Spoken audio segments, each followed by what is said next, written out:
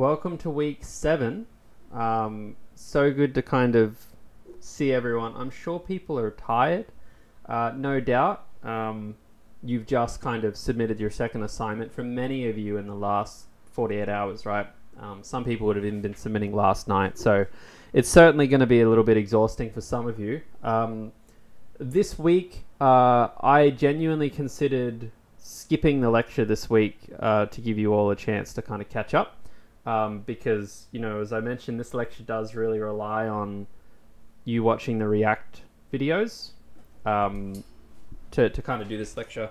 And therefore, you know, we could reasonably do one next week. But the reason that we're doing something this week is just to give everyone a little bit of a head start. So today's actually going to be pretty light.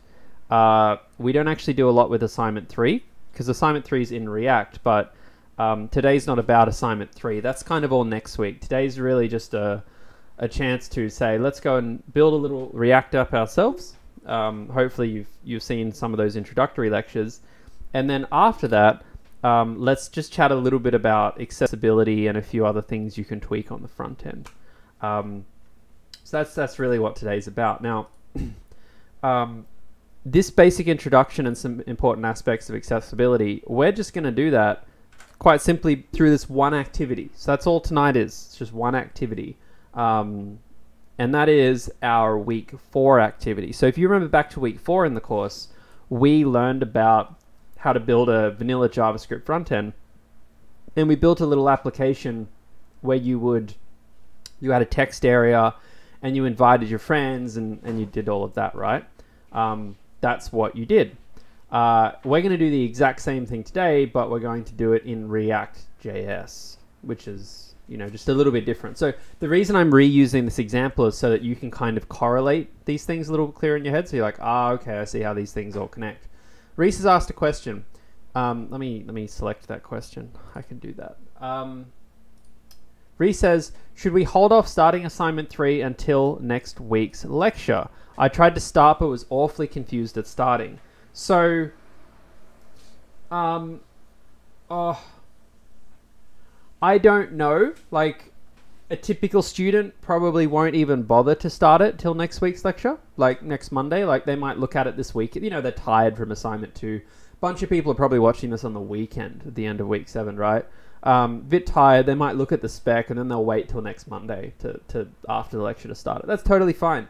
This assignment is due, you know, at the end of week 10. It's a while away, so you know, I wouldn't start it much later than at the end of next Monday's lecture. I don't think you need to. All we're actually really going to do in next Monday's lecture is essentially just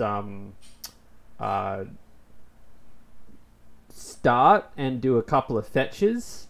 I don't think there's going to be anything earth-shattering.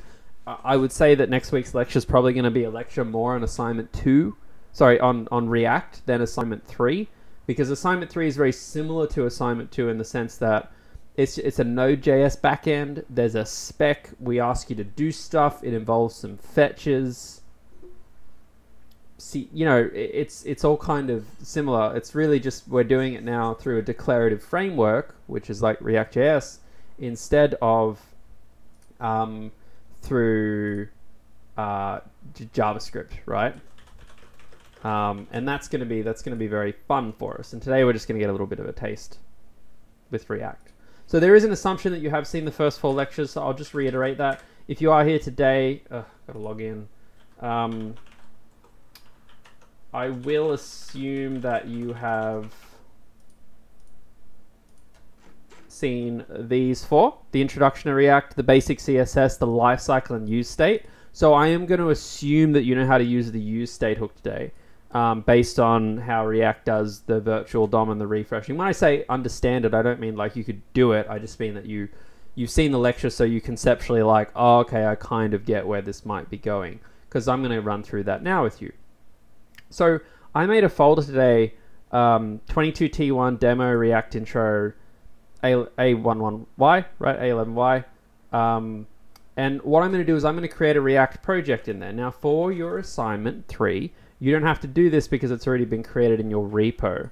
But in my particular instance here, I'm going to navigate to that folder, right? And I'm going to create my own React app. So now we're relying a little bit on the knowledge we learned in week 2 or 3, I can't remember, where we use npm. So what I'm going to do is I would normally do npm install something. We've kind of toyed around with this in another lecture. It's how we install a JavaScript library with the npm package manager. But if we want to, like, so you can install a bunch of npm libraries if you want, right? Like you can install Moment.js or something. You might have seen this from the tutes. And it will go and try and install that particular module. In this case, it installed it somewhere else.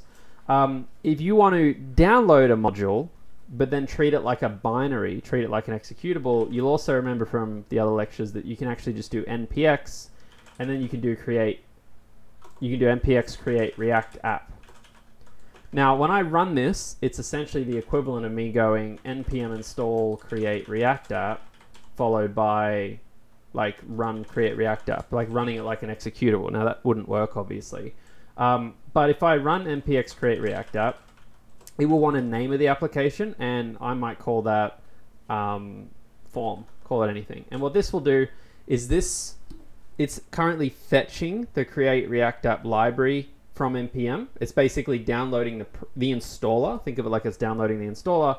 And then once it's done that, it will go and actually, the installer will run, which will go and install a bunch of other stuff. So create React app is a library that sets up a project for you.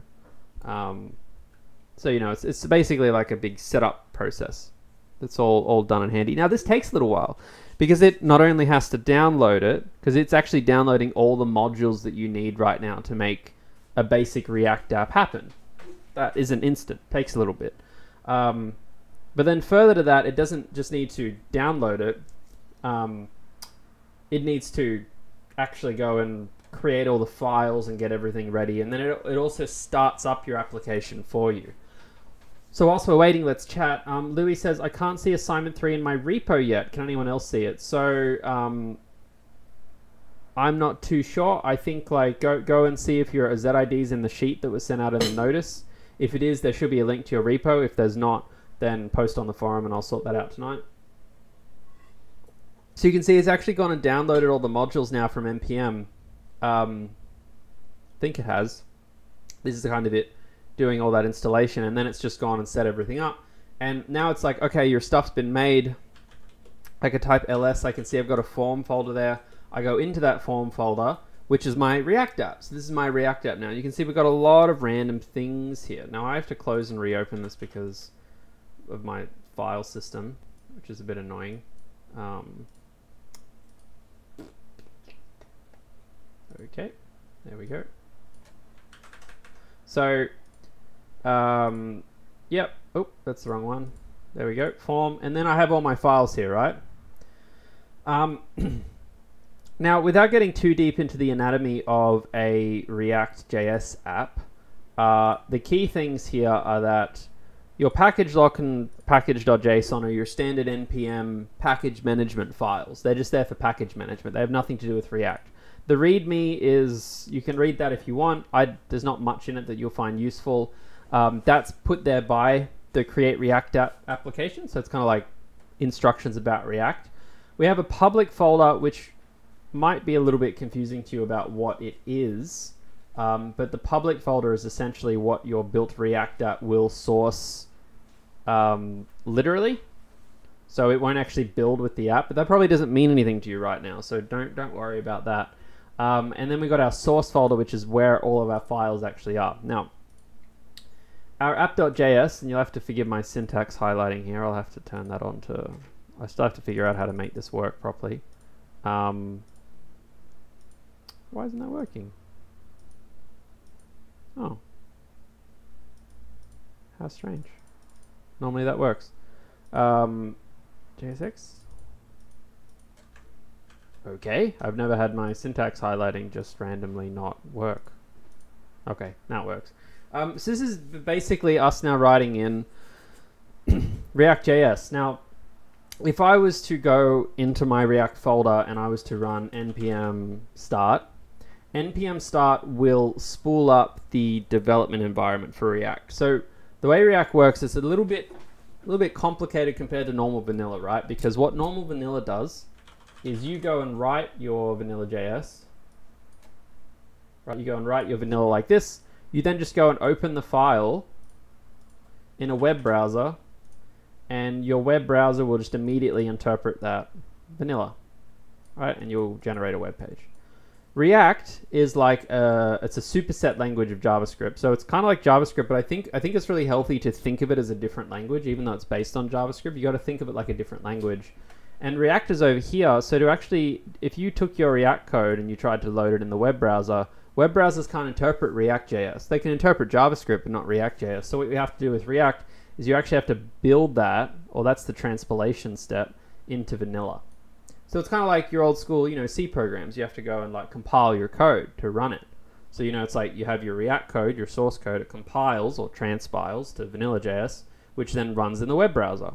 So to actually go and compile this React.js code, I would normally run npm run build. And npm run build, according to the package.json, will go and run React's build function. And you can see that it said here it's creating an optimized build, and it said that when it outputted it to the build folder. Now again, I have to fix this up sometime because everything. Let me just try and solve this for good. Again, my stupid file system is not very agreeable. But here, it's like, now I've got this build folder, and inside this build folder is actually vanilla JavaScript. So what I want you to imagine is like your source folder is React, and when you build it, it actually turns it into vanilla JavaScript. So I've actually got this, like your assignment 2 code. So there's actually a file here, index.html, and it's been minified.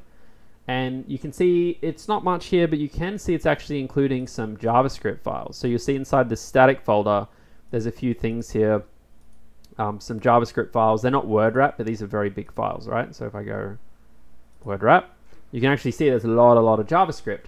And all of that is built in this folder. And this kind of looks a little bit like your assignment 2, right? You got your index.html, you have maybe some CSS stuff, some JavaScript stuff, and all of that can natively be interpreted by the web browser.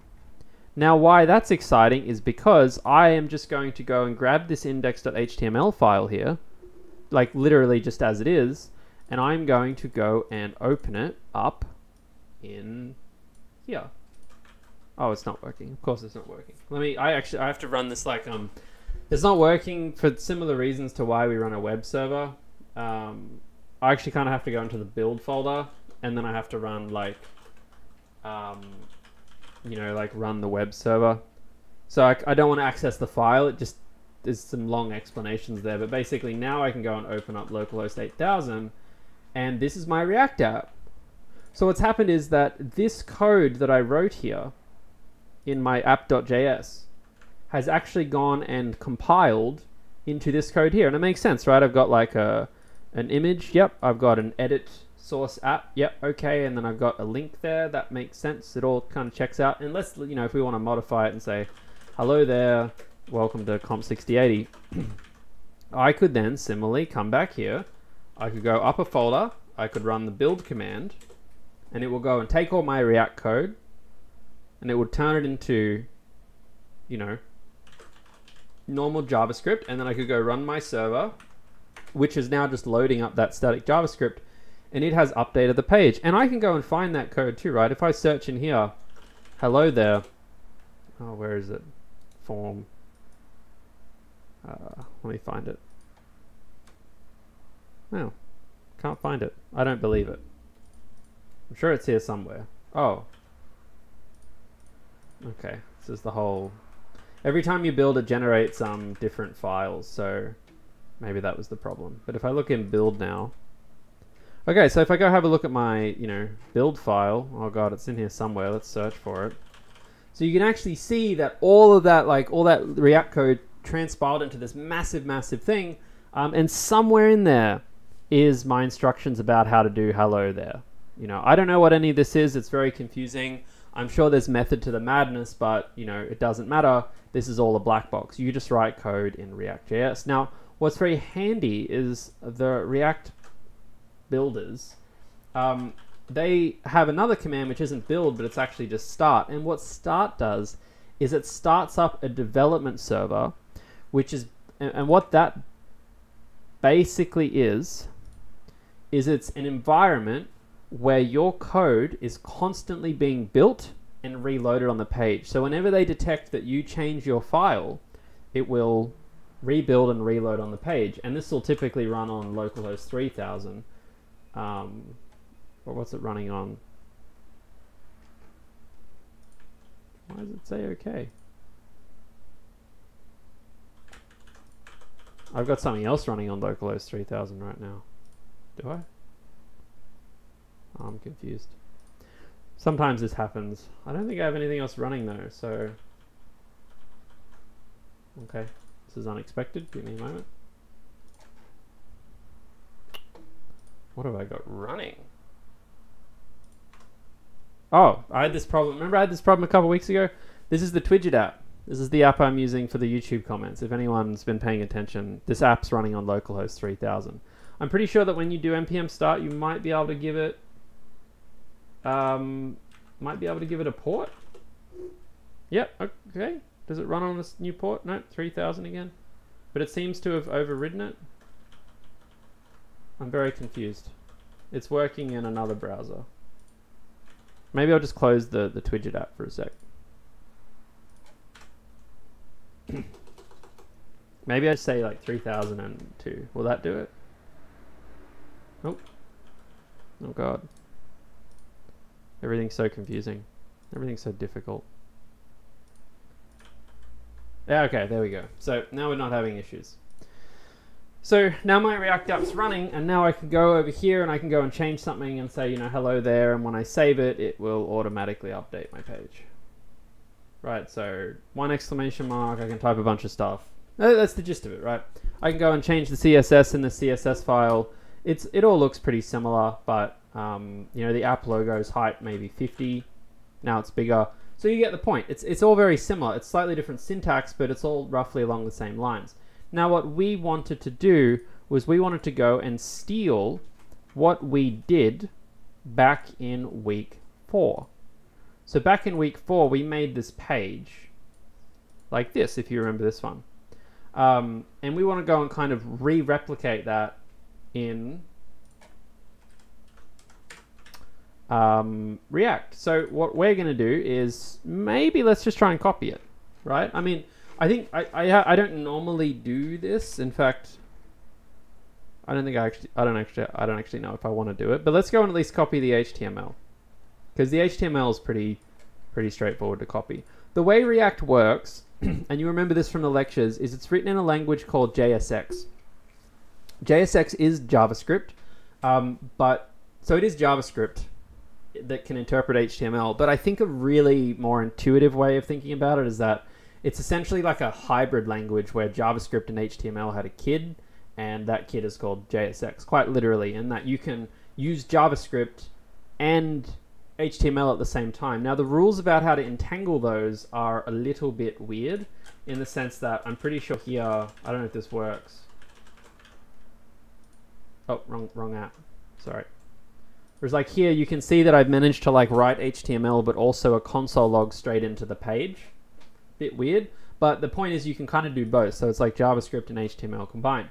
Now I want to go and copy all of this stuff, so what I'm going to do is I'm going to go get rid of all the stuff inside my div, and I'm just going to go paste that there, and then I'm just going to go indent it slightly, and I'm going to get annoyed that the syntax highlighting is still not working. There's my JSX. You can also see the syntax highlighting was confused, because it's like, this isn't JavaScript, this isn't HTML, what is this? So if I go back to my page, okay, so now what's happening is I'm getting errors. Now this is actually a benefit compared to vanilla, because these errors are coming up as React is trying to convert your React code into vanilla JavaScript, and it's saying things don't make sense. So here it's saying that on line 32, it expected a closing div, it expected a corresponding JSX. When you see JSX, kind of just think HTML, closing tag for input. Okay. So what's happened here is that I've used an input somewhere. Yep. And I haven't used a void tag. So the reason void tags are important here is because without a void tag, like you'd either need to close it explicitly or use a void tag, because React doesn't know if you're going to close it somewhere later. But when I save that, you can see it actually updated that. Now I'm also getting some other errors on the page here. Most notably, the error I'm getting is invalid DOM property class, did you mean class name? So one other obscurity about React is that when we want to assign literal class names, and by literal class names I mean class names as a string, we actually need to use the class name property. So I'm going to go and copy that. Now you might be thinking, you know, how does that work? Do browsers understand both? Is a question I've had before. Can I do this with my assignment 2 code? And the answer is no, because remember, this isn't code the browser can understand. I know this looks like HTML, and I mean it quite literally is HTML, but the JSX language understands HTML, and React will take all of this and package it up into something else. So it actually goes and converts class to class name, and you'll see that in a sec when we manage to render the page, which I don't know how long it'll take us. Normally I go and write this from scratch, but I think it's kind of, that takes up a lot of time. So we've got some other errors here. The above component, okay, now something that is worth installing, I think it's called React Dev Tools. If you use Google Chrome or something, it would really be worth going and installing this particular library. It's called React Developer Tools, and what it does is there's a bunch of random things that it adds, like you can go look at your component tree, but at the very least it does add some more friendly errors sometimes. This is the Chrome Web Store, but you get the point. Like if you're using Chrome, I think there's one for Firefox as well. I sometimes don't need it, sometimes I do, but I wouldn't stress about it. It's not going to stop you starting, but if you're, you know, settling in and you got 5 minutes, go give that a shot. Jordan asked a good question, which is, can we say JSX is more like syntactic sugar to create some DOMs? So I don't want to call it syntactic sugar, because jQuery, which we talked about in week 5 briefly, jQuery is quite literally syntactic sugar. It actually is JavaScript, just with some symbols changed. React is, you'd have to consider it a separate language, that it's a language that writes JavaScript for you, is a good way to think about it. So rather than you have to go and write all this JavaScript, syntactic sugar would be like changing up JavaScript. So instead of writing document.getElementById, you can use jQuery's ID selector, right? Where you can just say, you know what, ID. Like that's syntactic sugar, because it's just the syntax that changes, not the behavior, not the approach or anything. React is though you're writing code that will go and actually write you JavaScript. Before we get deeper too, React is powerful in state-based applications. And I want to make that really, really, really clear. There is not some kind of idea that old JavaScript is pointless, it's stupid, we've evolved from it. In a lot of ways, what actually changed in the last 10 years is that web pages became more state-based. Games, interactive websites. React wasn't just used anymore to you know, fill out a field, but it was actually, you know, think about complex applications like Facebook. We have all these different states all the time, constant refreshing. Like it's a giant state machine for those who are familiar with the word. And as we'll learn in the latter half of this lecture, that's really where it shines. Because right now it's just kind of like, ooh, it's like JSX, okay. But looking back at these errors, yeah, so these are the errors we're getting right now. React, okay, so now we're starting to fall into some of the weird pitfalls of React too. 90% of what you do in React will be easier than vanilla, because there are great abstractions that do a lot of work for you. 10% of it's going to make you want to claw your eyes out though, and this is the same for anything.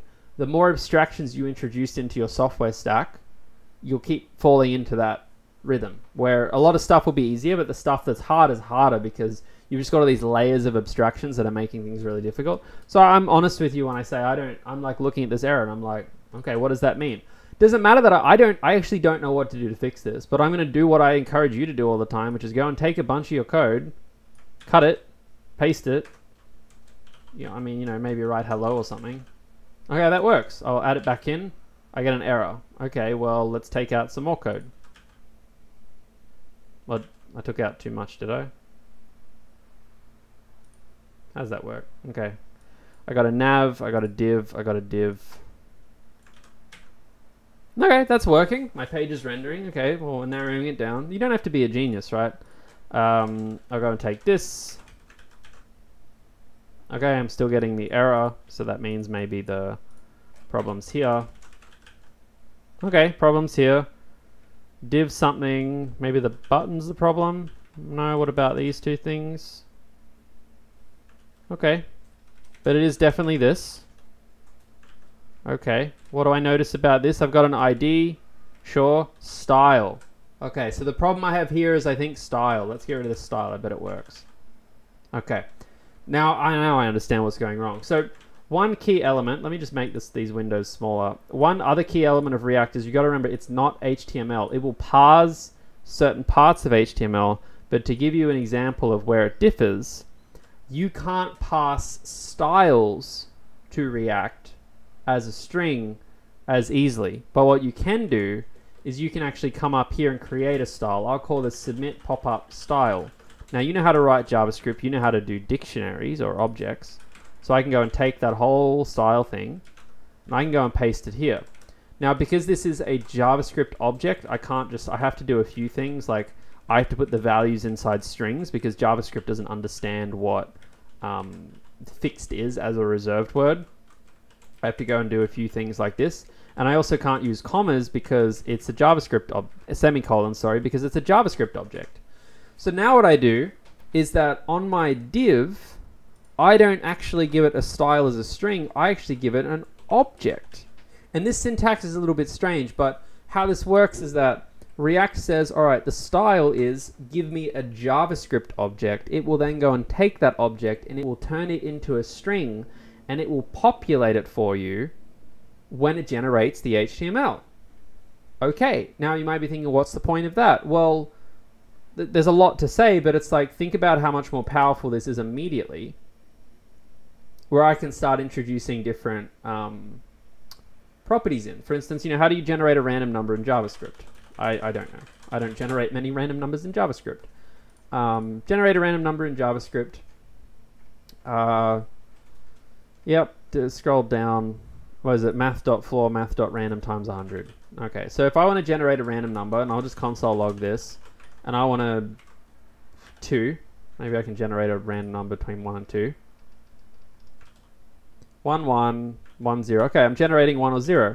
What I could do now is I could actually like go and take this random number and I could go and make the background variable depending on whether that number is 1 or 0. So if random is equal to 0, then I want to make it gray. And if it's 1, I want to make it black. Now, why would you do this? I don't know. This is kind of a stupid example. It's not really working. Oh.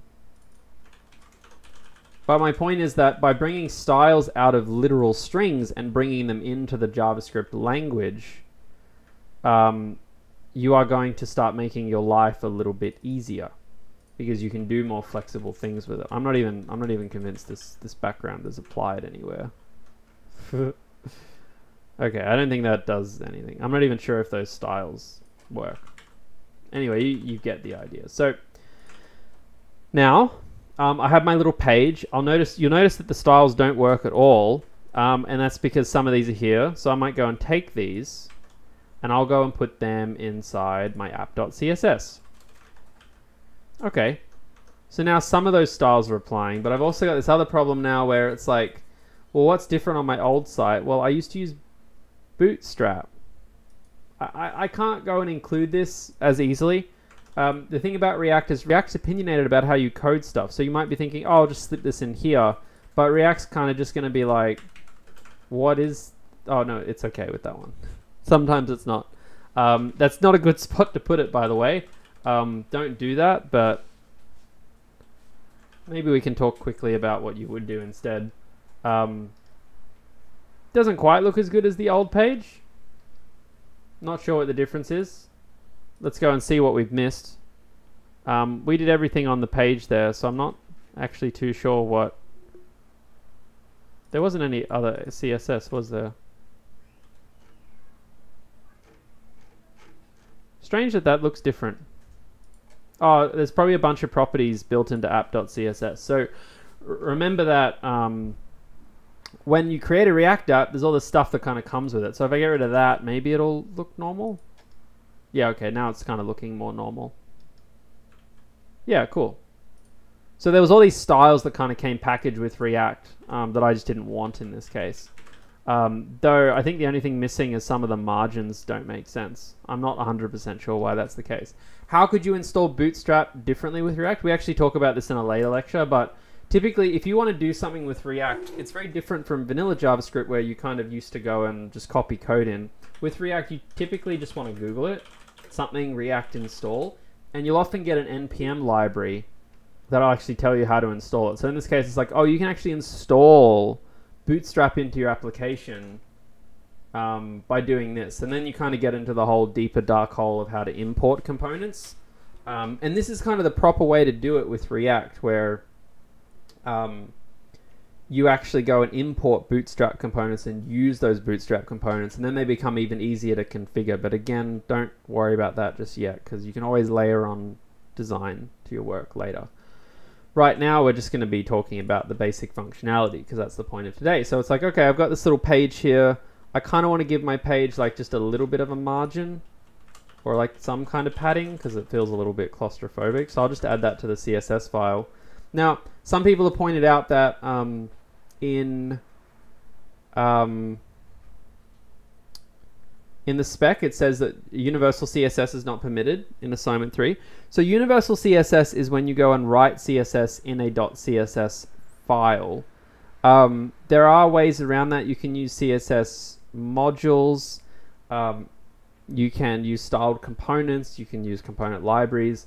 But the basic problem is that with React, when you go and just import a .css file straight into your page like this, those styles end up going into all the pages, which isn't very good. So some ways you can do it are doing something like this.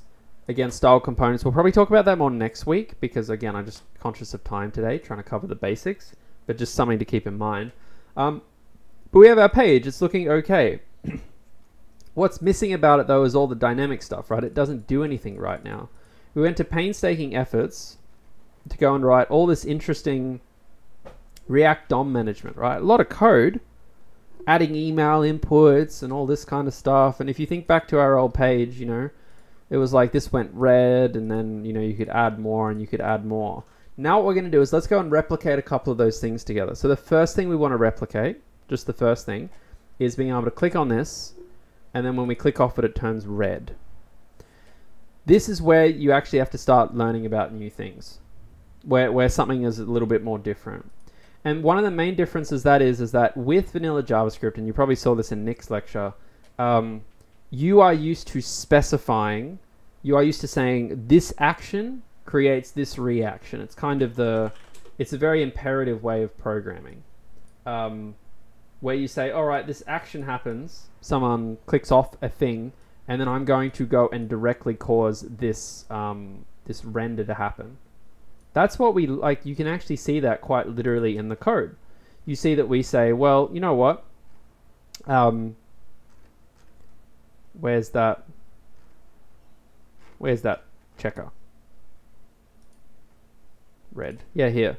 So it's like, all right, the welcome message, when it blurs, check this and update the DOM there. What's different with React is that with React, we actually store a state of the application. It's kind of like all of the properties that make an application a web page. All the properties that make a web page a web page. All the things that could change, right? You think back to, you know, think back to science in high school. It's like your independent variables. It's the things that might change as the page, you know, goes and stuff. You know, it might be less or small. And what we do with React is we actually say that an action goes and updates a state, and then a state goes and renders. Sorry, a render uses state properties to render. So those two things are separated. So what you do is you go look at a blur event, and then you say, well, on blur, I'd like to update the state. And then over here, way over here, totally separately, unrelated, you say, well, I want to render this component based on the state. And what React does is React figures out everything else for you. So React says when you do an action and you update that state, React goes, oh, cool. Okay, well, I'll go render that for you because you've told me how to render it. This is why we call these declarative frameworks, because our job is to declare things, not to make things happen. So React makes things happen, and we are simply kind of telling it the rules that govern the universe. on the web page. And that sounds all very friendly and conceptual, and I'm sure half of you are just like, what is this person talking about? But how this actually pans out in reality is that we can go and add state variables to our page. So this web page, which I kind of glossed over, this is a web page in React. You might be asking, what URL is this at? Don't worry about that yet, but it's a web page. Web pages, oddly, are functions. And all the function essentially does is return JSX. If you want to understand React at the most primitive level, React is a set of functions where each function returns you JSX based on rules and other things. So function app returns JSX. I'm exporting that app. There's a lecture on components and props where we go a little bit more into how exporting works. But you know, for a single page application right now, this is enough. Now I'm going to go and make my first state variable. To create a state variable, I need to import React from the React library. This is already installed when you in your assignment and stuff. You don't need to go and npm install anything. And now I'm going to do something you're going to do very often, and you'll just get used to copying and pasting it. And I'm going to go make what is called a state variable and an associated event trigger. I don't know if that's officially what it's called, but what's a state of this program, right? Like, think about how do you define the state variables of this thing? Well, state variables are what's the background color of the welcome message, how many email addresses are there, and what's the content of those email addresses. They're all the things that can change, right? Everything else is the same. The web page is just literally the same except for those things I just described. The background color, the email addresses, and the number of email addresses. They're all variable. They all change. The state of those things changes, the page is used. So I'm going to go and create my first state variable, which in this case is going to be called welcome background. Now, what I'm doing here is a little bit weird. But basically, what this is saying is that welcome background is a state variable. This is a variable here. This is a function that I call to update that variable. And this here is the default value of that variable. Now, in normal programming world, you just come along and say, let welcome background equals that. And you would go and change that, right? You would go and modify that based on an action. But what we're actually saying to React here is, here's a state. It's called welcome background. This is a default value to start with, and it can stay at that value until I call this set welcome background function. So what I'm going to do is now I'm going to go back to my page. I'm going to load the page, and I'm going to console log both welcome background and set welcome background. And what we'll notice is that welcome background here is this value, FFF, which is what I set it as, and this other value here is a function. Dispatch set state, like who even knows what this means? It doesn't matter. Welcome to abstract programming, but it's a function. So variable and function. Now, you might be thinking, well, what if I just update the variable directly? We can try that out together after. I'll show you why that's a little bit troubling. But let's actually go and try and update that state somehow. Well, this kind of leads to the next question. How do you deal with an action in JavaScript? Because we looked at our diagram. We said, let's define some state. Okay, we've defined some state. How do we use an action to update a state? Or maybe let's start on the other side. How do we use a state to render something? Well, I've got this variable here. So if I want to change what the background color is of the welcome message, right? Where's the welcome message in my HTML? Here it is, text area. This is where the power, I guess, of JSX comes in handy, because I've got this text area tag with these two properties. I can come along and say, you know what? The style is now an object, and that object, maybe I'll go and define,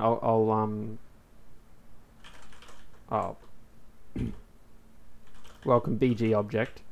I'm actually going to come up here and say const welcome BG object equals background, welcome background. So what I'm actually doing here is I'm kind of like describing a CSS attribute, and I'm saying, hey, text area, your styles are going to be all the key value pairs in this JavaScript object, which is just the background CSS property, which is set to welcome background, which by default is FFF. So that's not good. So now you see if I change this to say red, it will update that. So React kind of injects that in the code. And you can use these variables in other places too. For instance, see how it says here, please invite your friends to join CSE. If I just use the braces here, and I put in welcome BG object, you'll see it will actually... Why is it mad about that? Okay, it really didn't like that one. Oh, because it's an object. You can't just print an object to the screen. But if I did like dot background, you see it says red. Because welcome BG object's just a JavaScript object. Now, this kind of interplay between HTML and JavaScript is a little bit confusing. Totally acknowledge that. Generally, what I'd say is that you can kind of picture JSX as all HTML until you see a brace. And once you see a brace, it's kind of like breaking into the JavaScript world temporarily. So you notice that most functional components, most components in JavaScript, they look like this. They look like function something, and then you have some JavaScript code, and then you'll have like a return something, where here you'll have some like JSX, you know, and then you'll see, you know, export, is it default export? I can't remember. Default export something. And then inside that JSX, you'll see a few different examples of braces being used. So you might see something like, you know, div hello. And then here I could quite literally just do 1 + 1 and that will print out 2. But you notice the braces are kind of how I introduced that. So similarly here, watch this. I could just use braces and then write 1 + 2. And that will print out 3. So again, braces are kind of like injecting JavaScript into that HTML. It's all JSX. They're not two separate languages, but that's how I at least thought about it for a long time. So I got this welcome message that's read now, but we only want it to be read under certain conditions. Okay. Well, what are those certain conditions? Well, let's try one that's really simple. When it's empty, it should be red. So let's try that one. When it's empty, it should be red. Well, it's empty at the start, so maybe it should be red now. And then it's white when it's not empty. Okay, so it's red. How do I tell when it's not empty? Well, what did we do in the other page? In the other page, we had an event listener on the welcome message text area, and we listened for a blur, right? So how would we do a similar thing here? And it's quite interesting. I've got my text area here. On the actual JSX tag, the HTML tag, I can actually add event listeners right here that call a function directly. So I'm going to go make a function, and I'm going to call this welcome handler. And it's just going to be a function, and all that function is going to do is just console log hello to the terminal. So keep an eye on the console. And all I'm going to say is that, you know what? On the blur of this element, I want you to call welcome handler, the function. All right, so on blur, like an event property, call welcome handler.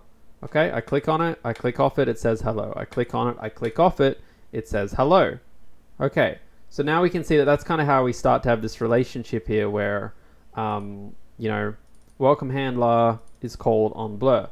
Now, all on blur, on click, on key down events, they actually pass an event property, just like event listeners, right? It's the same thing with event listeners, quite literally. It's like, you know, event listeners just taking a function, and that function does take in an event property. Some of you might have seen that.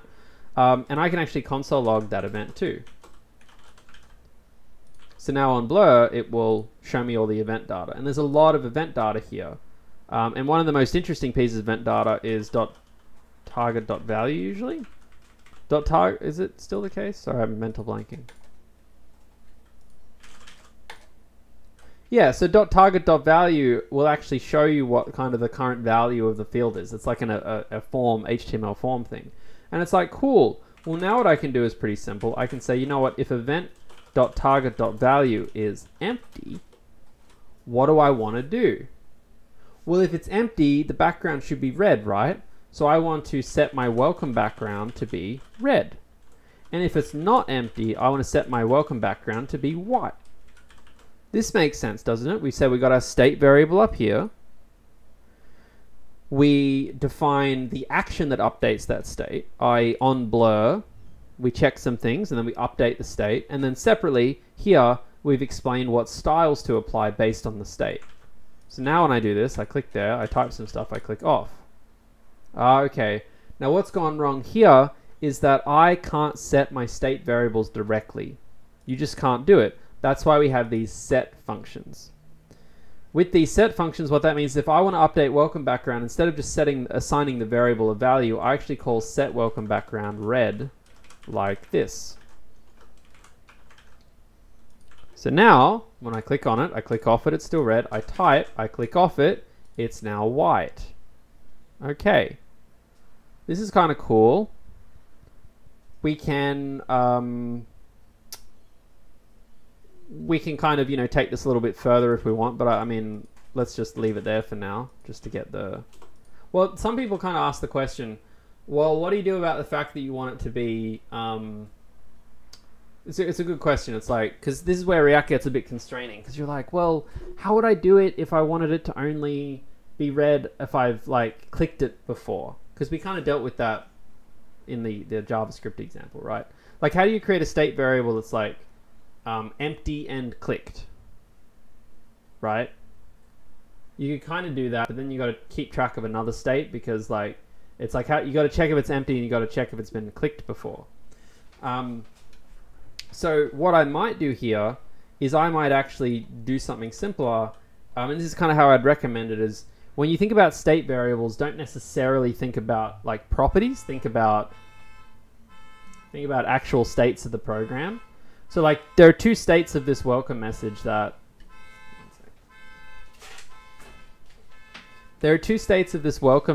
message that I care about. The first one is it empty? So I'm going to say welcome is empty, right? And the second one is going to be set welcome is empty. And in the case here, what's the default value going to be? It's going to be true, because it's empty to start, right? It just like always starts off empty. The next state variable is I'm going to say like welcome has been clicked.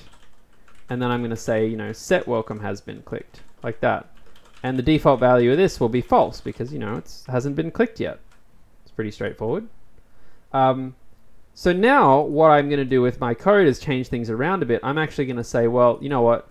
The background object is, you know what? If it is empty, if welcome is empty and it's been clicked, then I want to set the value to be red. Otherwise, I'll just set it to be white. I don't know why I'm using F, right? So this is kind of, I think, a more elegant way of going about it, because now you're not like you're describing the state literally. Like you don't want to kind of store UI properties in state variables. I'm actually like, all right, it doesn't have to be booleans. Don't get that impression it has to be booleans. It can be strings. It doesn't matter. But now what I'm going to do is I'm going to go and bind a couple of event handlers here. So I've already got this like welcome handler, or I should maybe call it like welcome blur handler, like this. You know, and it checks like, okay, if the target value is empty, then now what I'm going to do is I'm actually going to say set welcome is empty to true. And if it's not empty, then I'm going to go set it to be false. Okay, so now it's like, all right, well now I've got a problem, because always been clicked is false. Because you see now it won't do it at all, right? Because always been clicked, welcome has been clicked is always false. So now how do I trigger welcome has been clicked to occur?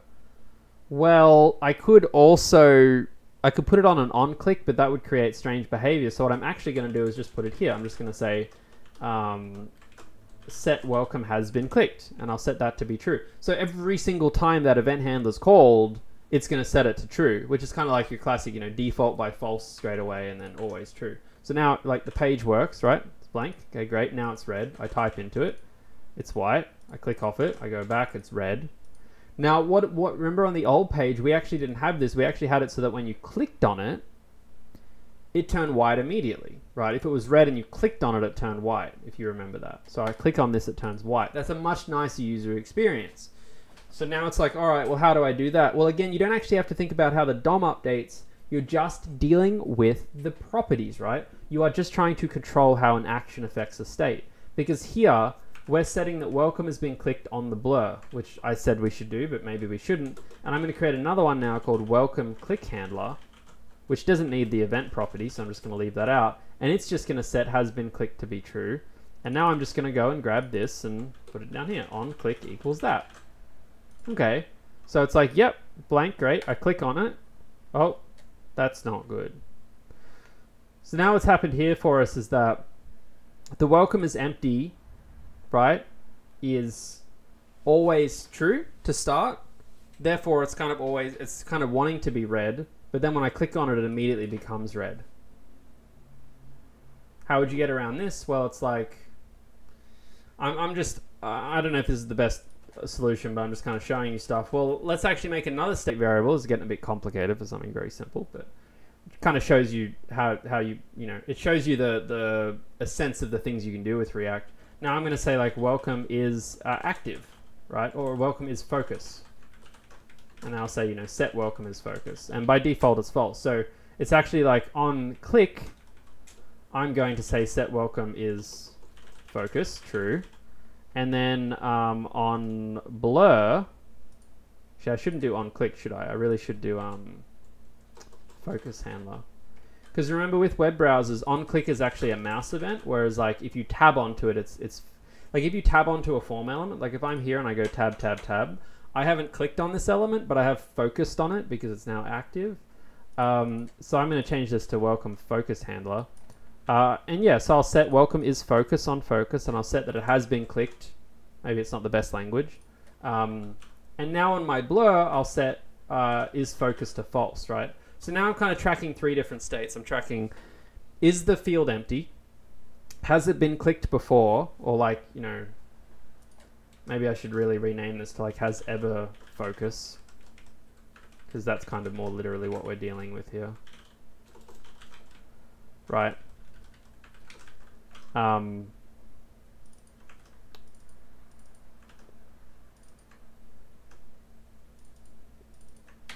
Like this, and now this should work. So it's like welcome message. Oh, it's red when I click on it. That's weird. Why is it red?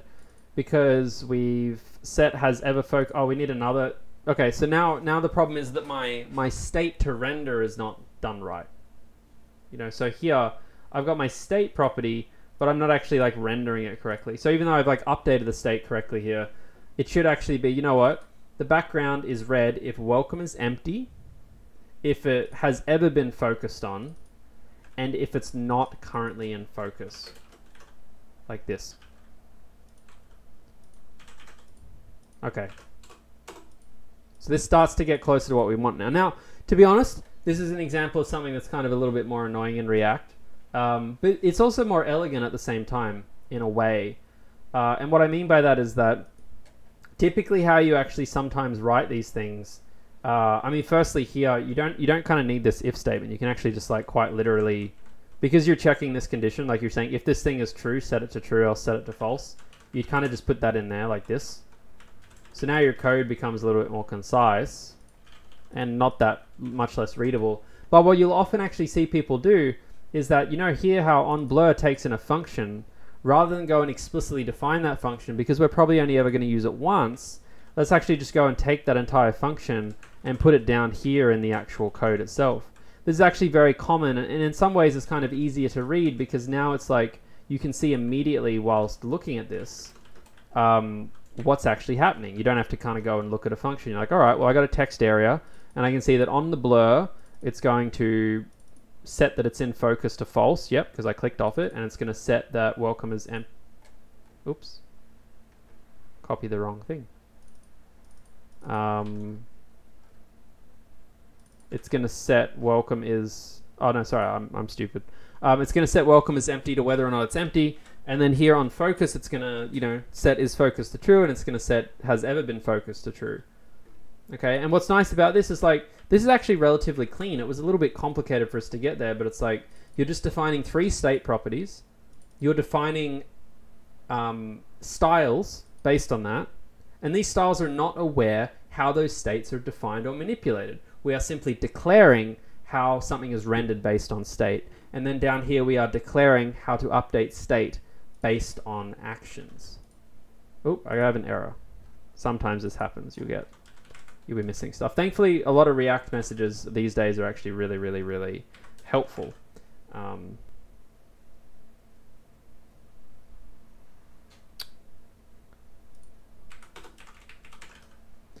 So, you know, now we have our web page.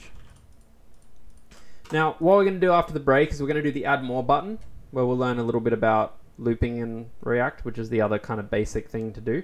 And we'll also chat a little bit about accessibility stuff. Before we go to the break, though, does anyone have any questions? Reese has had a couple of questions. I'll answer those. I'll give you, 10, 20 seconds to write questions before we go to a break. Reese says, what if we were to set the welcome is empty and set welcome is empty to let instead of const? If you did do that, I'm pretty sure you can modify it, but it breaks React's lifecycle a little bit. And sometimes it works. Sometimes it just doesn't work. But basically it's like, because React does so much stuff under the hood, you kind of have to do it its way. Otherwise it doesn't know how to do all the fancy stuff for you, right? Like if you don't go through its way, it's like, I don't know how to update the DOM for you. And the second question, Reese, oh, that was tied to it. Does React.useState return strict constants? No, it doesn't, but you make it const so that you don't accidentally do something stupid. Because, React goes and updates that variable for you. Okay, let's take a 7-minute break till 7:10. Then we'll keep going through this example, and during the last bit of the lecture, we'll talk about a little bit of accessibility examples. So if you have any other questions, please share them over the break. Otherwise, we'll come back in 6 minutes and keep going. Okay, so to finish this example off, what we need to do now is get this add more button working. Now, there's more stuff we could do, but I would really like to just try and get that add more button working properly. Now, you remember in the week 4 example, we didn't actually have this as explicit HTML. We generated this by cloning templates in the DOM, and it was all a little bit tricky. So we're going to try and hopefully get around that a little bit with React. Now, I'll start off with the really kind of silly way of doing this, which is like, I'm going to go make a couple of email addresses, right? Email1, set email1 equals react.useState empty, right? So I'm going to go and create a couple of email addresses, and I'm going to go and create functions to set them.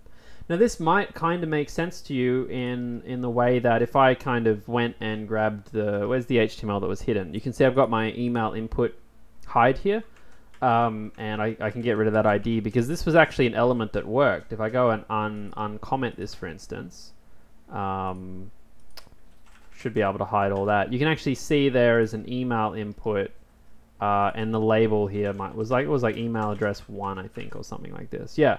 So what I could actually do if I wanted to is I could go and grab these two. I could copy and paste it, and I could say email address 1 and email address 2, and they're both inputs.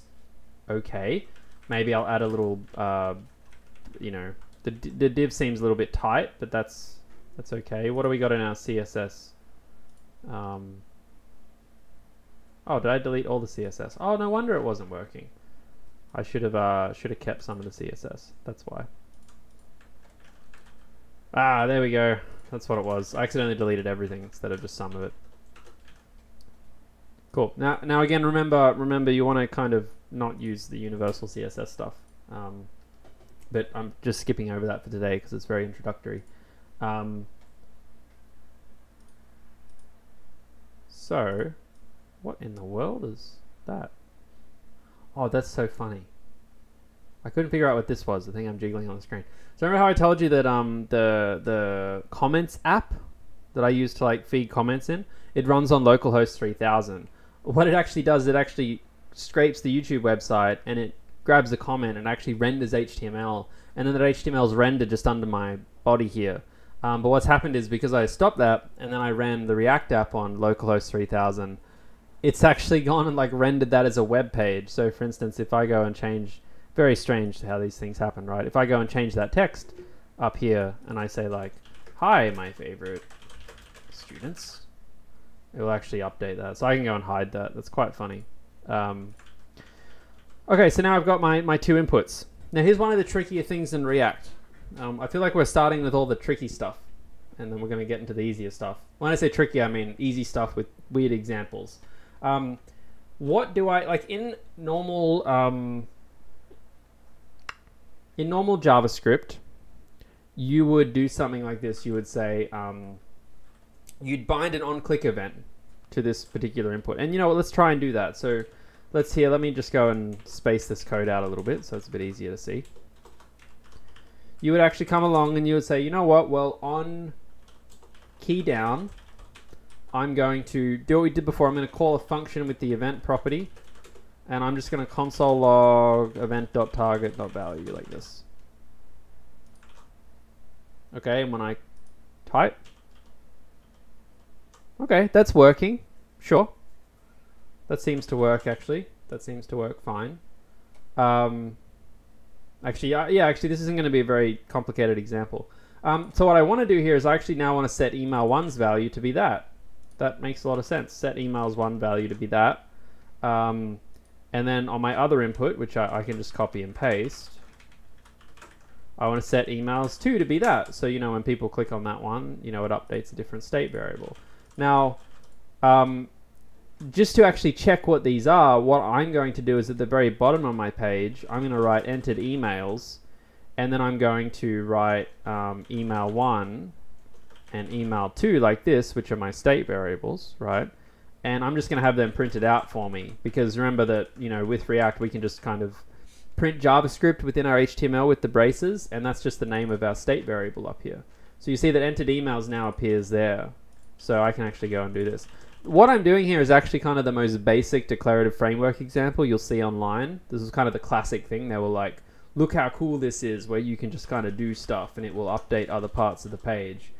Because all that's happening again is that an action, a key down, is triggering a state update, and then React's taking your state update and rendering it here for you. This is all well and good, but what happens if we want to add more fields? Now obviously we could go and make like a bunch of these, like email 3 and 4 and stuff like this, and we could just hide some. That's ugly as hell, and I'm sure you know that, you know, since your 4th week of programming. But whether or not we were to hard code it or automate it, we still have a fairly fundamental problem, which is how do we kind of iterate through these, you know, like on the front end. Like how do we do this for a couple of emails, right? Because you only want to write this once. So, you know, you kind of want to be able to say like, oh, well, I want to use a little for loop or something to loop through a couple of things. And I'll show you how we can do that, basically. I'm going to go make a little list of things here. I'm going to call this my list, and it's going to be cat, dog, and mouse. Now, how in React can we iterate through a list and do something with all the elements? It's relatively easy to do. It's a little bit unintuitive at first, but what we actually do is we use the braces to break into JavaScript, and then what I'm going to do is I'm going to go take my list, and then I'm going to go call a map function. Remember what a map function does is it takes each element of the list and it maps it to something, but in this case we're going to kind of toss that out. Well, we're not going to toss it out. What we're going to do is we're actually going to return code to render. So we're going to take a list of 3 strings, and the map function is going to render something for each of those strings. So what does the map function take in? Well, like you call list.map and it takes in a callback, right? What does that callback do? The callback takes in the value. So for instance, I might rename this so it's a bit clearer. I'm going to call this like animals. Okay. So now animals, and what I do is I map, and I'm going to pass it in a function, and what that function is going to do is that function is going to return me some h1 hello. Okay, so now I'm actually printing hello 3 times because I'm taking that animals list, I'm calling map on it, which is then saying, all right, apply this function for each item in the list, so you know, animal 1, animal 2, animal 3, and then the function's being called, and that function is returning JSX. It's returning more React code, and that React code is being rendered, but I don't need to print hello, I can actually print the animal. And I can say, all these animals like you, cat likes you, dog likes you, mouse likes you, like this. So this is kind of how I'm looping, and this is the exact same thing you're going to do for pretty much every single type of looping. So how do we apply that to the email problem? Well, one of the issues here is that, you know, let's replace animals with, or let's use this exact pattern for the email input, right? So I'm going to say emails here, and then email like this.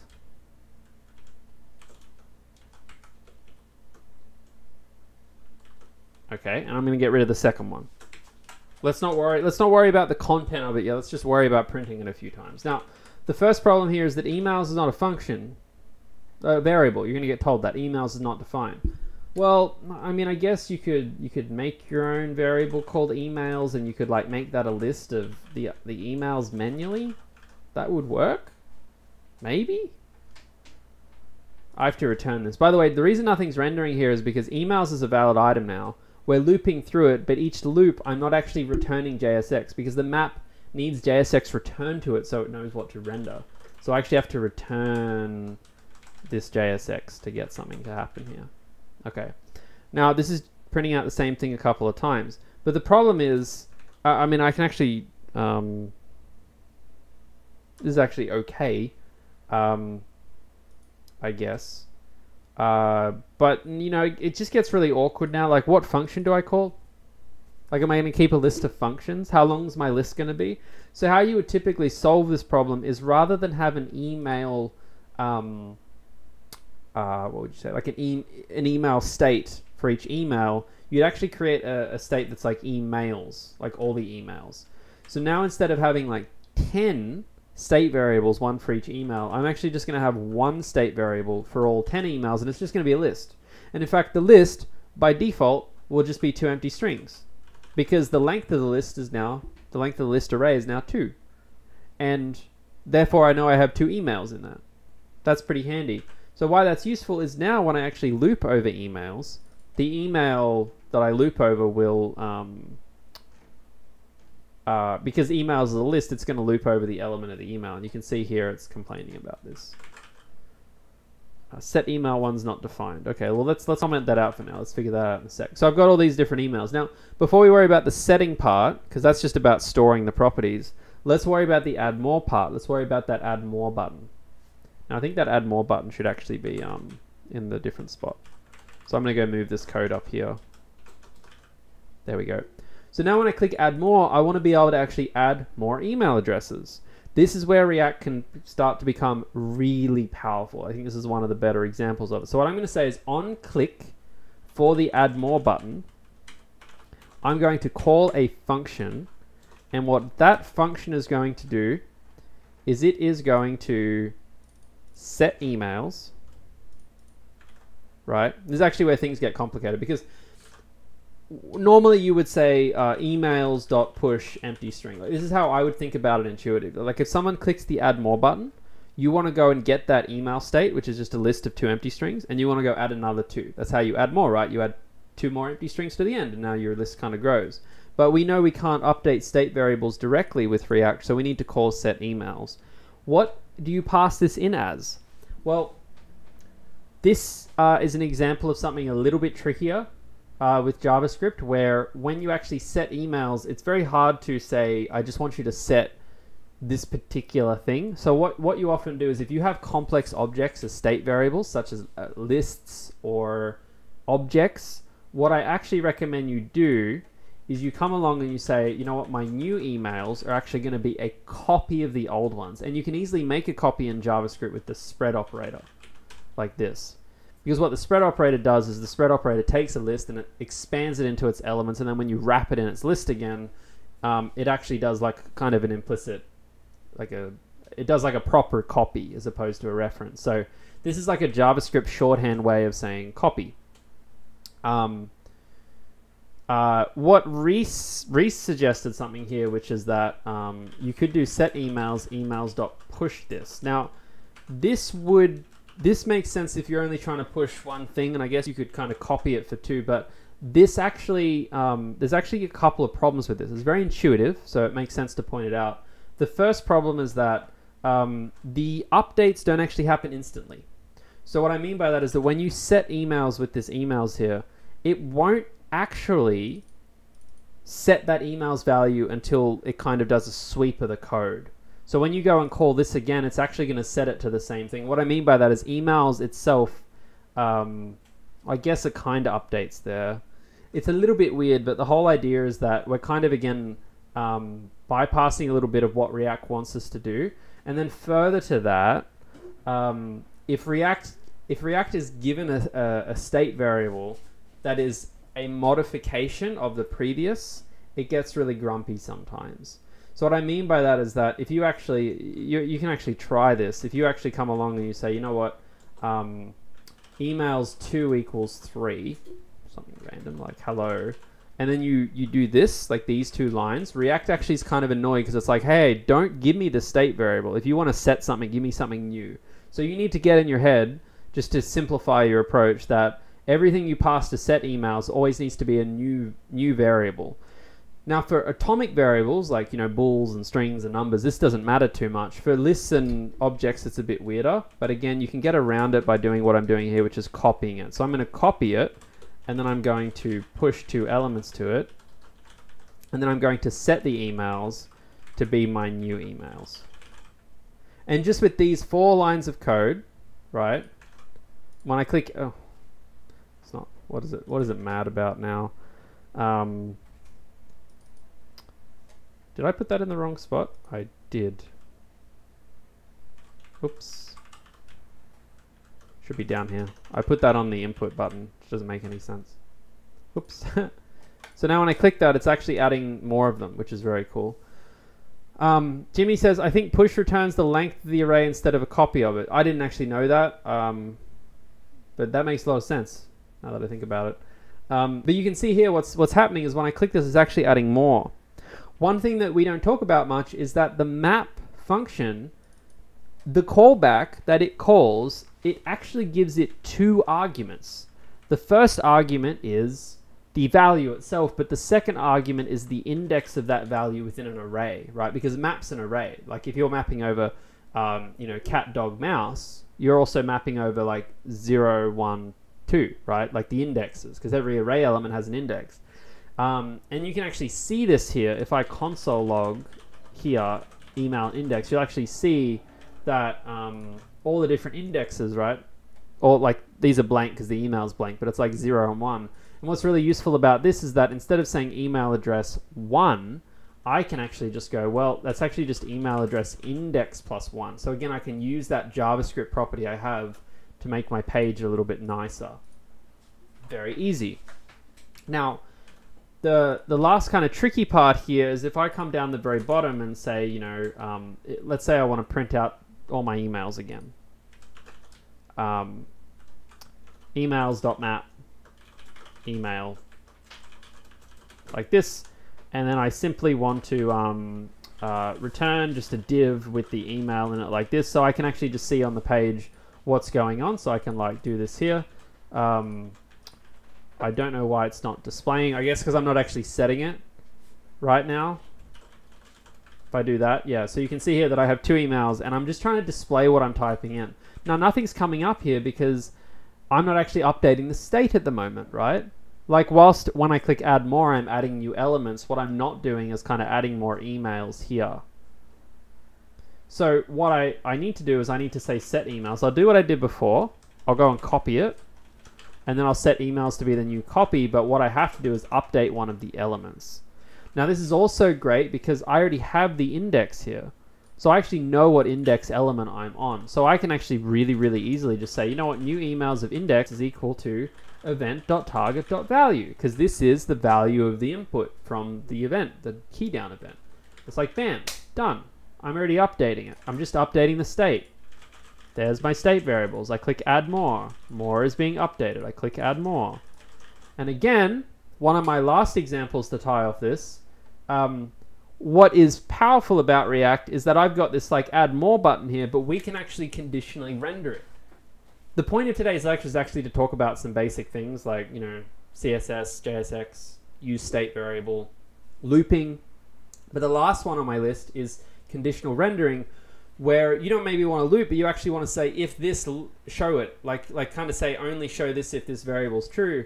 And the way we do that in React, which is I think a tiny bit new to some people, is if this code here I want to conditionally render, I kind of want to be able to say, what I want to be able to say, right, is if emails.length is greater or equal to 10, or sorry, I should say if it's less than 10. Yeah, if it's less than 10. I want to render that, right? That's kind of what I want to say.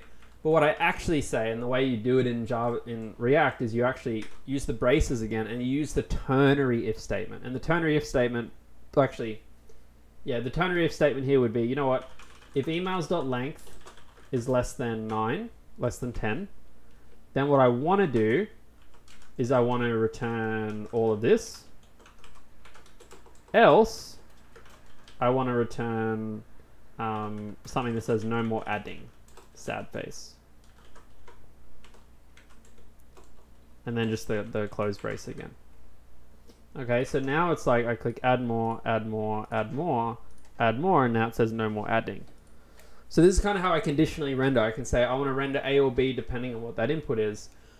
But then also, in this particular case, I don't really have an else, right? There's no else I want to do here. It's just kind of like, if the email length is less than 10, render it. If it's not, don't render it. So in this case, I actually use the short circuit, which is a really convenient thing, and it's a little bit weird when you look at it the first time. But instead of that, I actually just do this. Because what you're actually saying here is that if you're familiar with like logic short circuits, what logic short circuits are when you say, well, like it's a little bit strange, isn't it? I think it's a little bit strange.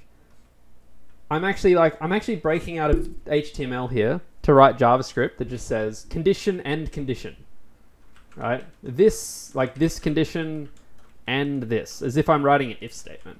But because of short circuiting, what this says is that if the left-hand side of an AND operator is false, it does not evaluate the right-hand side. So if emails.length is less than 10, is not less than 10, it just doesn't actually evaluate the right-hand side of the AND operator. But if the left side is true, then it does evaluate the right-hand side of the operator, which actually, you know, returns you that code. So that's actually how you do some conditional rendering. So that's how in this case it doesn't show at all.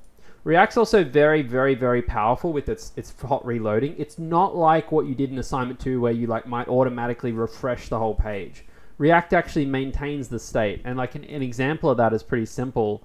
It actually is already keeping track of how many what the emails.length is. So if I just were, for instance, to here write emails.length, it will actually go and update my page for me in real time with the same properties. It's a very powerful development tool. You don't have to go and like refresh the page and repopulate stuff. Mitchell says, can you just put null after the colon? It's a good question. So Mitchell's question just about what we had before here.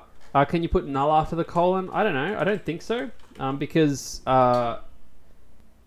React will always expect a JSX attribute. Maybe it does.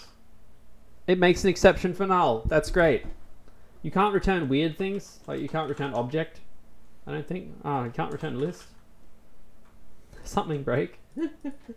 Oh, I guess because it's not false. Actually, sorry. That's not getting evaluated. So I got to make this. Oh, okay. It doesn't mind null. The other thing you do is you can use this. This is like an empty React tag. It's like it's a way of saying here is nothing. Here is nothing HTML, right? Because sometimes you want to say to React, I don't want to give you anything, but I know you're asking for HTML. The last thing I'll just point out quickly, React sometimes complains about this. It says each child in a list should have a unique key prop. Why that's happening is because here I'm looping through a list and I'm generating kind of copies of something. What React wants sometimes to do its job properly is it wants a unique identifier on the outermost tag here. So what it says is like this div here, it actually wants me to say key and then give it something unique, which in this case is the index, because the index is unique in every loop, and that'll get rid of that error. But it's not happy because there's another one down here, right? Because we're actually looping down here. So a lot of the maps you use, you'll actually often get into the habit of getting both the value and the index. And then you'll get into the value of just the habit of just including that. That should get rid of it. Yeah, okay. I don't actually know, like, I understand why React wants that, because it's like saying to you, hey, for me to do all my magic, I need to kind of have a unique identifier for each thing I'm rendering, right? Because you imagine you say to React, go make 100 things. React doesn't, like, I think React probably just adds, I don't know. I actually don't know much about that. I'm not going to pretend I do. But that's what that warning means. You can ignore it. We don't care if you ignore it. Like, don't ignore it. So that's all good. this warning invalid DOM here comes from this link ref. That'll go away when that's gone. I'm not sure what this top error is though, but that's okay. You'll get used to this. Like, don't worry if it's not stopping your page working. Don't stress about it. Reese says this is crazy interesting, but makes assignment 3 a little bit scary in 3 weeks. Yeah, so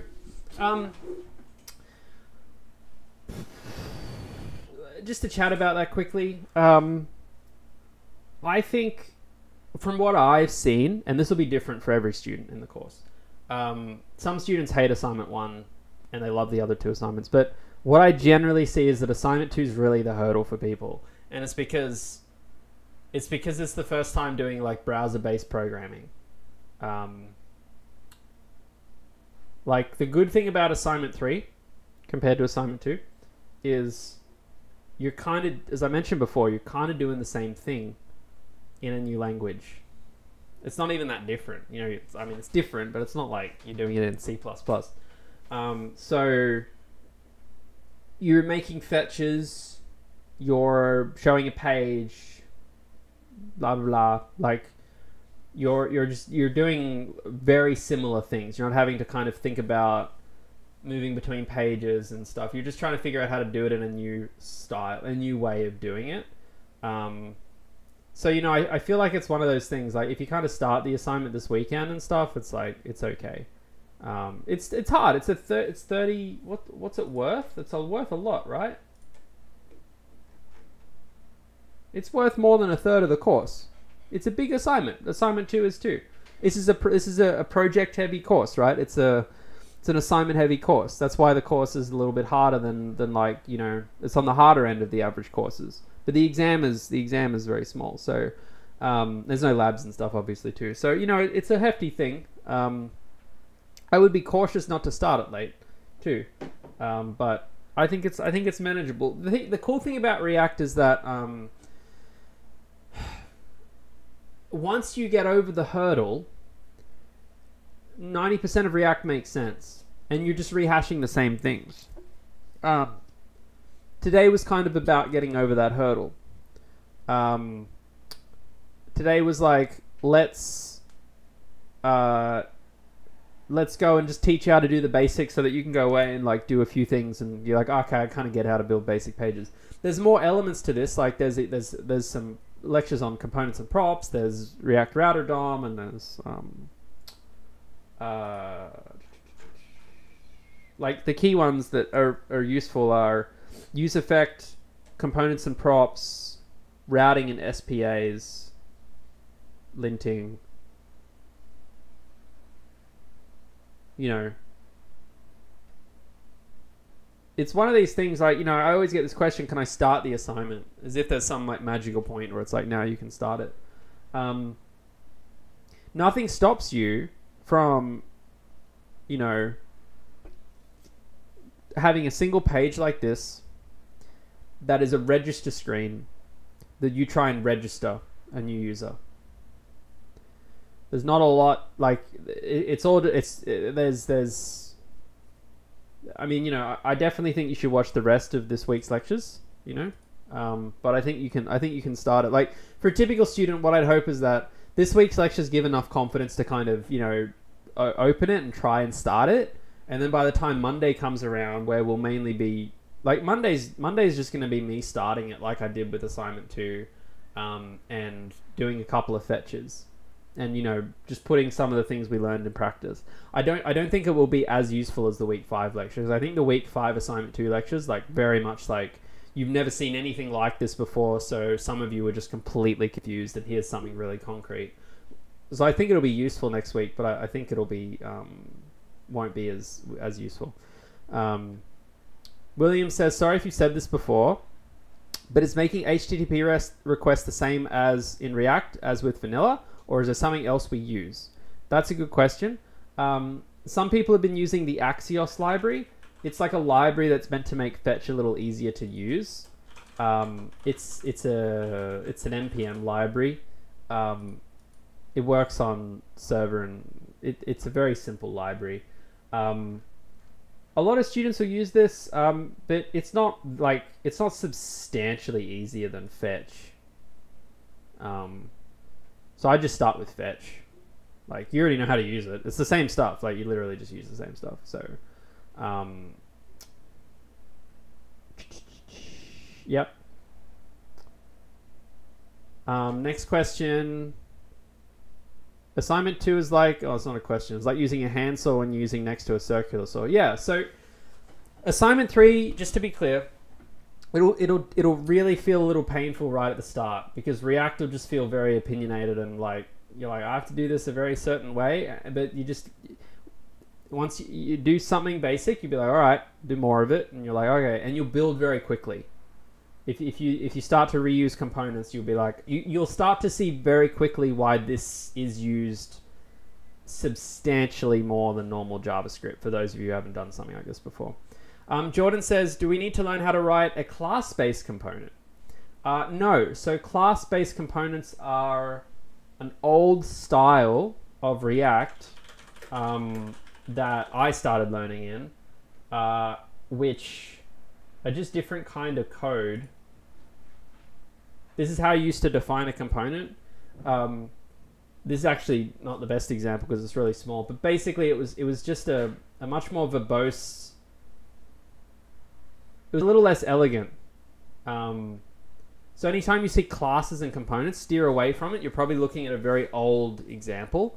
The key word that you all want to keep in your mind if you come across class, there's two ways of making a component in React, right? The first one is called a functional component, which is what we use, and the other one's called a class component. This is the old one. So if you ever see a bunch of class, like if you see class in any code you're Googling, just stop what you're doing and go Google what you were Googling with functional component. You know, so like for instance, if I was to be like, oh, only render once, and I got some terrible examples, I'd just be like functional component. That's how I would do that. Another thing to remember, and we'll talk about assignment 3 next week, but my last comment is, remember assignment 3, we don't restrict the usage of await and async. So all of the challenges that you would have faced using promises in assignment 2, they're kind of gone. You can not worry about them. You can use await async, which will greatly simplify your life too. So there are a few helpful things with that. You can also just use kind of as much, like, the other cool thing about assignment 3 is you can use like NPM, like anything you find on NPM. So if you find cool libraries to do things for you, you can just download them. Download a timer library, download an Axios library. You can just NPM install lots and lots of things. The last thing I just wanted to quickly add on the React stuff, because I think it's worth mentioning, is remember that, like, I just want to point this out to people, because I know it's covered in the pre-recorded lectures, but remember that the way React works, I'm just going to console log render, and then I'm going to console log new date.toISO string. The way React works, which is a little bit of magic, is that the function app is called, the JavaScript is executed, the JSX is returned, and that is rendered. Every time that a state variable is updated, every time, it calls the function again and renders it again. And React is smart enough to not have problems that you'd think about, like, how can it call the function again? We've already defined this. Does it reset the state? No, it doesn't.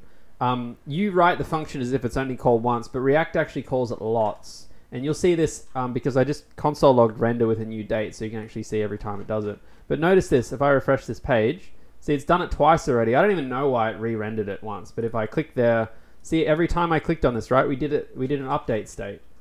Every time I type something in here, we're updating the state. Every time I click that. These are all the times React is re-rendering, is calling your function again and re-rendering it. That's how it allows your state variable changes to re-render, is because it literally just re-renders it. It doesn't re-render all of it. It's very intelligent, but it re-renders enough of it. And that's something to keep in mind, and that's kind of why it's worth making sure that you also watch the use effect lecture. And, you know, yeah. Just quickly too, in terms of the tutes this week, a lot of the tutes this week are about accessibility. Tute attendance is pretty low, but tute recording watching is really high. So again, if you're feeling burnt out, if you're feeling tired, I would maybe recommend that you don't watch the tutorial recordings this week, and you kind of come back to them in week 9 or 10 when you want to start thinking about accessibility and UI UX, because this won't help. Like, week 7 shoots won't help you start the assignment, right? They'll help you finish it, maybe is how I'd explain it, but they won't help you start it. Now, just before we do wrap up today, in the last 10 minutes, I just did want to do a quick little shout out, particularly to a couple of things to keep in mind when it comes to UI and UX for your assignment. Just 5 to 10 minutes of just like, here are some things to keep in mind. So first things, when it comes to like user interface, what I would encourage you all to think about a lot is thinking like one of the most basic things you can do to help your page is probably to focus on fonts and colors are 2 really basic things. And what I mean by that is that if you choose one font, maybe 2 on your web page, choose 1 or 2 sizes, like get your like P tag and your H3 tag or something, like only choose a few different sizes and just stick to that. Because you can kind of see, like, here's an example, like the Eccles website's kind of crap like this, right? There's like a font size here, there's a font size here, there's a font size here, there's a font size here, and I don't even know what font size that is. The logout button behind my head, right, kind of here, that's probably a different font size too. That makes the page harder to read. So, you know, if you're trying to think about what are easy things you can start with to make like good UI, limited scope of font sizes you choose from is a good thing. A second thing that's really useful is go look up one of the color wheels. I know some of this would have been in the other lectures, but there are these great, God, I forget what they're called. There is these kind of great color wheels where if you kind of like a color, right? Because here's the problem with most web pages. A lot of us like colors, and we're like, I like blue, so you want to make a web page that's blue. But then what happens is that you come along and you're like, what other color should I use? And then you tend to pick a really crappy color. There are these really useful websites. I think they were covered better in the other lecture, but you kind of pick like a color, like, and it'll actually show you what the complementary colors are. So like if you really like a color, like I really like orange. I don't think that's evident, but I really like orange. So if I like come and pick orange here, it's like, yeah, okay, here are your colors. Orange and blue work really well together. And if you really like pink, pink's a really nice color. It's like, all right, pink and green. Or if you really like, you know, some kind of purpley color, it's like, you kind of get the idea. And you know, the lighter your colors, it's just fun to play around with it. It's really hard to go wrong here. And all these different details, you know, monochromatic, analogous, like don't worry about that. Like as long as you're not deciding, because 99% of you, including me, aren't good, you know, don't have good design background, but as long as, you know, it's cool. Anyway, you get the idea. Like you can have an approach like this where you have a bunch of different colors, but they're all the same. So, you know, maybe you really like pink again. And you're like, okay, there's my colors. And they give you the RGBs and the hex codes and all that kind of stuff too. So that's a couple of things that are... my throat's going. Couple of things that are really useful to think about when it comes to UI. In terms of accessibility, which is about making your web pages more accessible for others, you know, for people who aren't able in every possible way, a really great thing you can do if you have Google Chrome, and I believe this is one of the tute questions as part of one of the lectures, is that Google Chrome has this great built-in tool called Lighthouse. Your tutors may run this on your code when you submit it. But if you actually go and, like, you can go and untick all these things and say, I just want to learn about accessibility. This is like on the Google page. In fact, let's be a bit rude and do the UNSW page. Generate report. This one did it on mobile because device was set to mobile. You can see down there, device was set to mobile. And what it does, it kind of looks at your page, looks at the source code, it renders it different ways and screws around with it. And it says, your page is 93. That's a very good score. And it'll actually tell you some things. It'll be like, okay, your heading elements are not sequentially descending order. And then it'll explain to you what that actually means sometimes. So I'm assuming what that means is that there's probably like an H3 somewhere that's like underneath an H4. I don't know. This is not my personal expertise area. But Lighthouse is a very good tool if you want to kind of get like an automated way. There'll be other websites too. It doesn't have to be built into the browser. But some things to keep in mind, right, just to note them down, are alt text when you have images. So if you have images on a page, you've probably seen this before, right? Like if you have an image, add alt text to describe what the image is. Because if people can't see the image, maybe they have poor, bad internet connection is like another form of, you know, accessible design, right? You can't just assume everyone has a great internet connection, but also you can't assume that, you know, everyone can understand an image or see an image, or you know, maybe they're using a screen reader as the classic example, right? They don't actually look at a web page. They have a computer read it out to them. So if you can explain, you know, dog walking next to man on beach, like that's a good piece of alt text. Another really good thing you can do is you can zoom in on your page a lot. And what I mean by zoom in is actually like scroll in. Because scrolling is meant to increase the size of the text generally. And you notice this, you know, if I go to like Wikipedia and I go to like random article, you ever notice random articles are kind of, sometimes they're very boring. See form factor pluggable. Oh, this one's actually kind of interesting. Different websites will kind of, like if I zoom in and out, you always want to make sure that your page works, right? Because some people might zoom in to see stuff, or I guess rarely zoom out. Another thing, and I can't remember how to do this immediately, but some people will increase the font size. I'm sorry that I don't remember how to do this off the top of my head, but you might be able to do it on your computer, because you got to remember that some people will actually not necessarily, God, I wish I'd mental blanking, but you can increase the font size of your page without actually making like everything zoom in, because when I zoom in here, everything's just getting bigger, right? It's just the browser zooming in. I'll try and remember and talk about it next week, but you know, zoom in on your page plus zoom in on font, see if that's still okay. You know, make sure the contrast is okay. This is actually like, this is only really important when you have light colors and dark colors. For instance, you might really like a color like orange, but orange doesn't work very well with white, right? You kind of need to make sure your text is black or white, or at least on those ends of the spectrum, depending on your background color. So make sure contrast is always really high. So dark colors behind text or really light colors, kind of middle colors don't work particularly well behind text. So, you know, this stuff's okay. This, you know, this is okay. I mean, obviously the site's going to be okay. It's a very scrutinized website. You know, again, lots of white colors over dark backgrounds. There's no crazy colors that make things hard to read. If this text was white, that would be very bad. That one's pretty straightforward to get right. What are some other things? So the other ones are make sure that your link tags are actually link tags don't have other tags inside them. This is all covered in like Mike Nam Lee does some really great lectures on this. You can go watch later. Like make sure your link tags don't have other stuff in them. So don't be like, you know, A and then button, blah. And then the other thing to avoid is make sure you don't say, you know, hello where, you know, hello, click here to go to the site. You know, you want to make sure that what's in your A tags actually describes what it is you're linking to.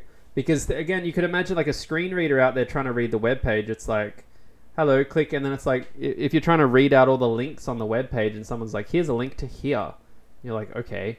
You know, hello, click here to go to the contact page.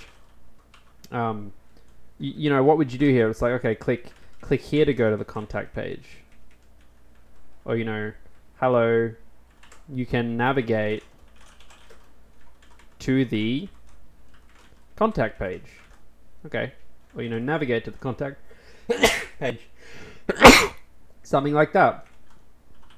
And then another one is just making sure that your page has good headers and navs and other tags as well. So we kind of saw this in the default React example, and I've talked about it in earlier weeks too. You know, you always want to make sure that your pages have header tags where possible, that they have nav tags where possible, that they have footer tags, because again, these things are all helpful people and for browsers and everything else, you know, because who knows, like it's about describing as much structural detail about the page as possible, so that assistant tools are able to help highlight, you know, important things and unimportant things, etc.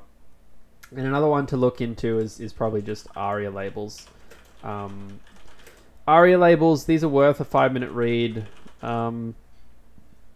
Basically, what's like a easy web page? Is this it? I think this one's good. This Adidas page.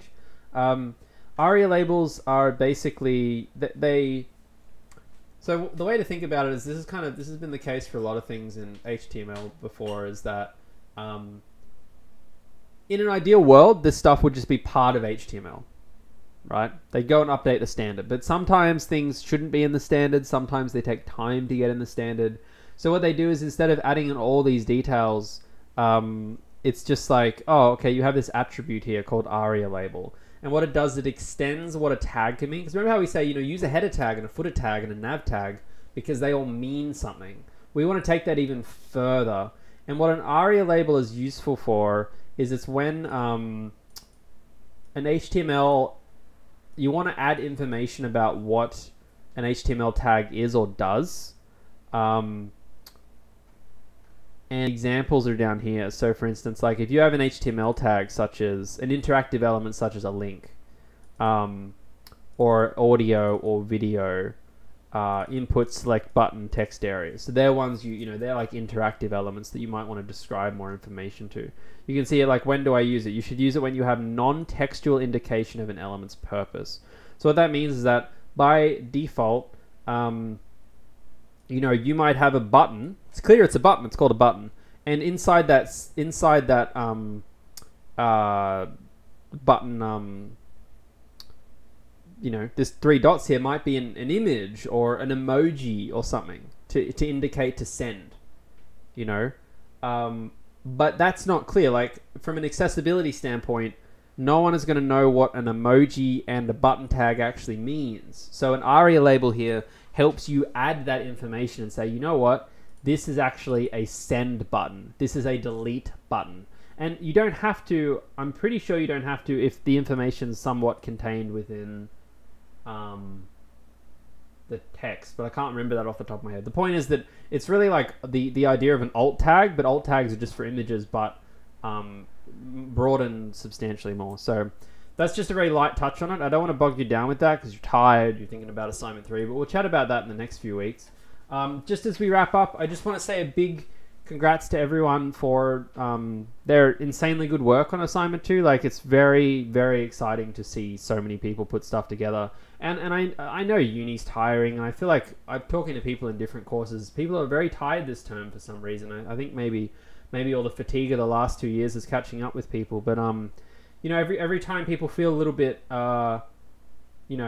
exhausted, I think just really take a moment. I know it's a bit cliched, but take a moment to reflect on the fact that, like, 7 weeks ago, there were handfuls of many of you here who didn't know how to do much stuff with web, and you've literally just gone and built an entire front-end application. Like, the amount of knowledge that you've accumulated and expressed in this period I think is absolutely awesome. So if nothing else, I hope you're all at least a little bit proud of yourselves. So that's all for this week. Next week, lecture on Monday as always. We'll be just chatting a little bit about assignment 3, so just touching on more React stuff, expanding on what we did today. If you have any questions, post on the forum, and I'll send you an email at the end of the week. So thank you, everyone, and have a great evening. See you all soon.